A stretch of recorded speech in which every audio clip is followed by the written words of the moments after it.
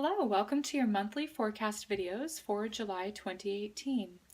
This month we have a partial solar eclipse on Thursday the 12th, followed by a lunar eclipse on Friday the 27th. So for this video, I will be using the Fairy Tarot Oracle cards by Doreen Virtue and the Rider-Waite Tarot for your messages. I will be drawing 2 cards for the eclipses from the tarot deck and a card from the Oracle deck as an overall theme for your July. Okay, so let's get started with your readings. Virgo, let's see what July has in store for you. So the first card I'm going to pull is going to be for the solar eclipse mid-month. Second card will be for the lunar eclipse at the end of the month. Just show me the energy for Virgo in July. Virgo, July. Okay.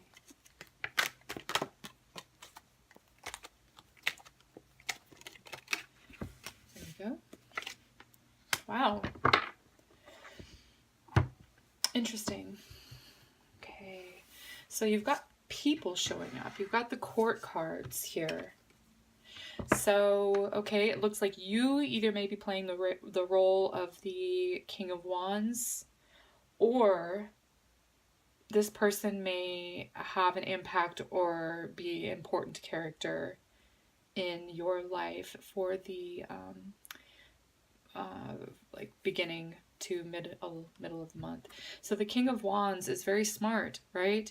He's very sharp, he's very fast, he's a fast mover, he's a fast talker sometimes, but it's like, you know, he doesn't have time to waste. He doesn't have a lot of time to waste being negative.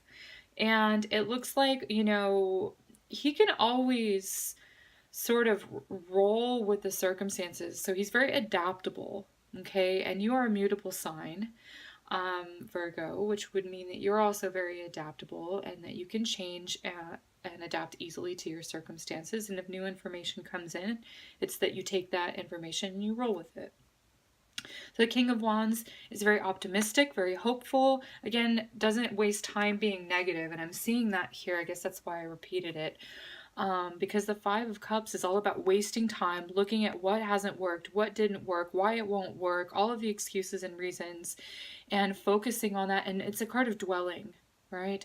And it just looks like you've got too much going on for you to dwell on that. It's like shifting your focus, doing a 180 of perspective and seeing that there's a lot more things available to you. There's more hope available. There's always the silver lining with this card. If something didn't work out, it probably wasn't intended to, and to begin with. So it's like, don't beat your head against a wall trying to make something happen that's just not working, because it's not supposed to. So it's like, don't waste time, because you've got a lot of other things to accomplish, a lot of other goals that you want to reach this month. I feel like this is a very goal-oriented month for you, Virgo, and I'm seeing that here.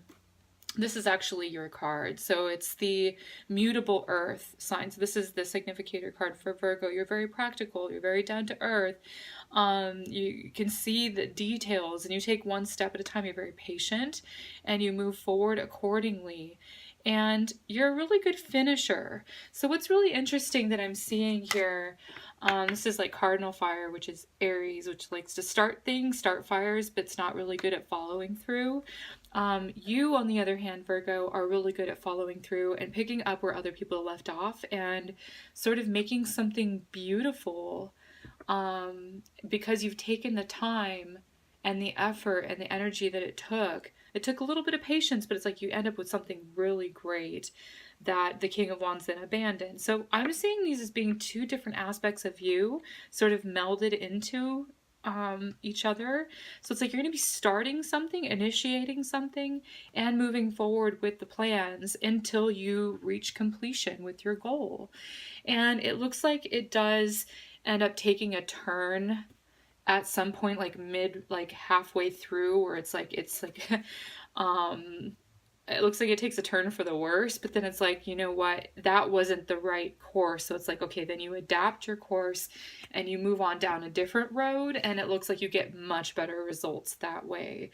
So it's like, don't go too far down the road if it's not working. It's like, quickly pick up and turn around and go the other way, because even if you have to backtrack a little bit, it's saying like it's worth it in the long run, because here's your prize, right? Here's the reward that you have. And it doesn't look like you want to give up. Please don't give up halfway, because it hasn't fully matured. It hasn't gone through its completion stage. It hasn't gone through all the stages yet. It looks like you are going to be moving this forward, and you're ready and you're up for the task. So with the King of Wands, it's like you have that inspiration and that excitement about it, but it looks like with the Knight of Pentacles is like, you know, you're willing to sort of keep your eye on the prize here, and it looks like you get really good results because of that. Where other people would have just thrown in the towel. It's like, you know what, I'm not going to give up, but I'm going to turn it in a little bit of a different direction. So that's what I'm getting. It's like the overall theme for Virgos. I'm going to go ahead and draw a card, an advice card from the Fairy Oracle deck for you Virgos for July. Show me, what is the advice? Advice for Virgo. Okay.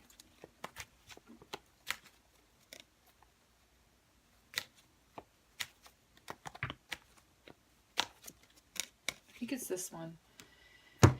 10 of Swords. Okay, the resolution of difficulties, a weight lifted off your shoulders, the end of an addiction or codependency. That's really interesting, because I do see that the King of Wands is independent, or prefers to work on his own. The Knight of Pentacles can go either way. So it's like, well, I can work with others, or I can work just alone equally as well. So that's where the adaptation is. It looks like you may be abandoned in some way with some sort of project or work situation. It's like, you know what, you're going to pick up the slack, but in the end, you get the credit for it. That's kind of what I'm seeing. So it looks like you either change your mind or somebody else changes their mind. But then it's like you move into this really beautiful phase where you've got like, you know, looks like here in the card, she's moving towards like this waterfall where there's like a stream of money or consciousness coming in, and you've got the sun, which is really positive energy, moving out of the snow.